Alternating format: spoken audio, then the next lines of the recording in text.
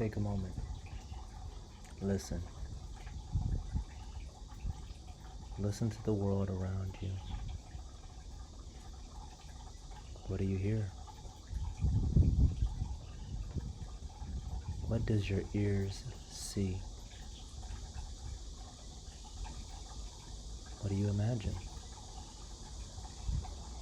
How do you interpret the sounds as your own or something you've seen or encountered before?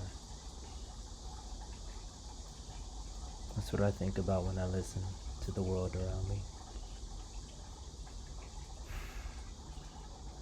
You know, sitting here outside, trying to determine what life I would like to lead. It's hard to really figure that out. When you look up, the only options you really have are your parents and huge idols. And if your parents are not what you want to be, then your idols, in most cases, seem so far away. It's crazy. Growing up, I didn't want to be like my mom or dad. No, I don't dislike them or hate them or any of that. I love my parents. But I didn't want to be like them. I'm a hands-on kind of guy. I like to create.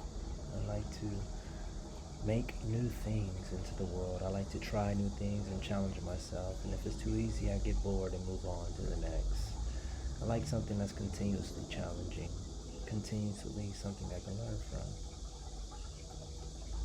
So there are days where I just walk outside and observe the world around me, just like right now,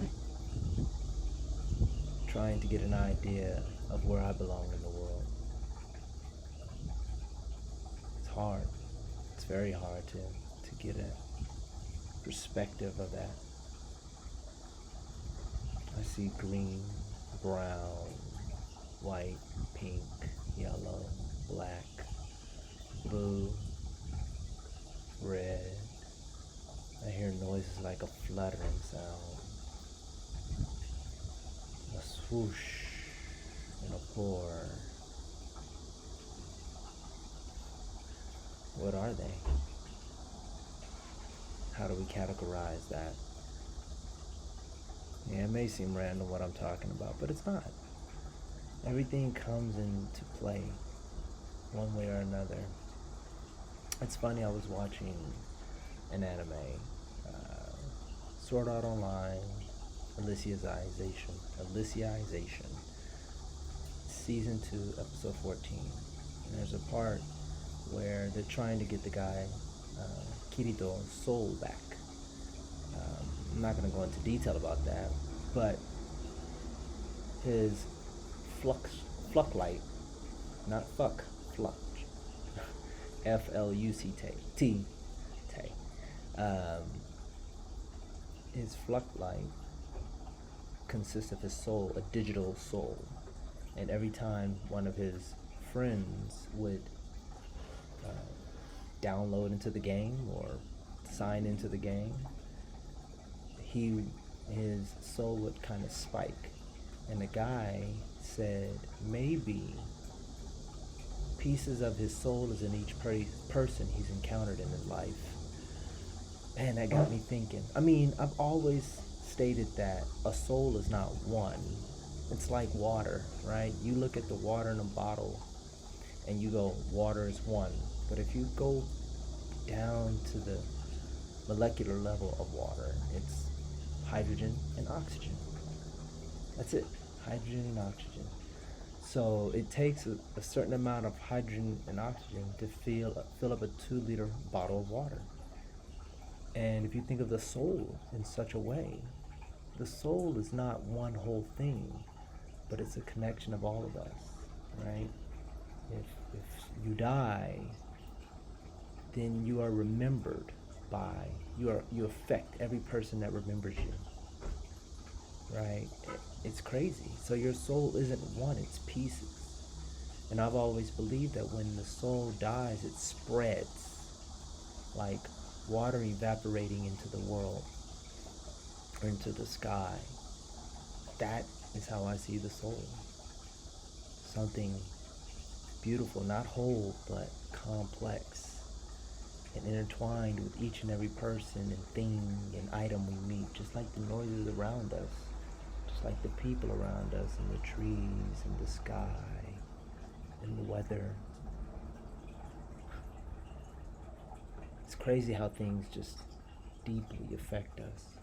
For example, yesterday I was walking and these two girls were having a conversation and they just kind of veered into my direction. And then the girl suddenly just puts her hand in front of me like I'm passing through, passing over you, like literally cut me off to do it. And I've been pissed about it. Why? I felt like my pride had been affected, like I should have reacted. I was so surprised I didn't react. I couldn't even believe it.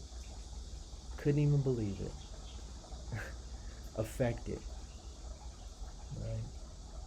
The world should be like the ebb and flow of life, not things like this, where we are controlled so deeply by our negative emotions, right? Instead of turning that energy into negativity, why not turn it into passion for good, right?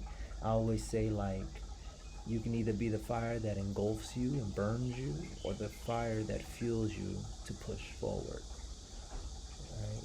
And that is what life is all about. The noises, the sounds, the people, the trees, energy. Energy is literally all around us. We have to find a way to make ourselves fit in that world. Don't fight it. And I'm not talking about that girl, for example. Sure, I'd have felt better if I'd have responded. And sure, that would have made things better in the long run to correct her. I didn't have to get angry, just correct her and say, hey, stop, go around me. I'm already here. You know, but that it happened already, and now that it has continued to affect me, I should find a way to navigate that energy, to not let it control me in such the way it is. And so here I am, speaking this out here in all this noise. I don't know if you could hear me, but hey, we're just gonna talk. Hopefully you're not falling asleep or anything of that nature, listening to what I'm saying. I hope you are listening and interpreting and understanding and grasping. Life is really what we make of it. It really is. Like, the accidents and bad things that do happen to us, I always say it's, somebody told me it was like, you have to accept those things. And I go, no, planning. Planning avoids bad things happening. I'm not talking about anything going on in the world right now. I'm just talking about what's going on right here, right now with me, and only me. My reactions and actions led me to where I'm at in life. So we have to kind of understand where that should go. Yeah. Thank you for listening.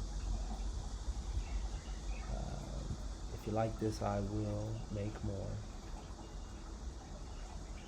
And if you have any comments, let me know. Leave them down below. Subscribe as usual. And thank you. Bye.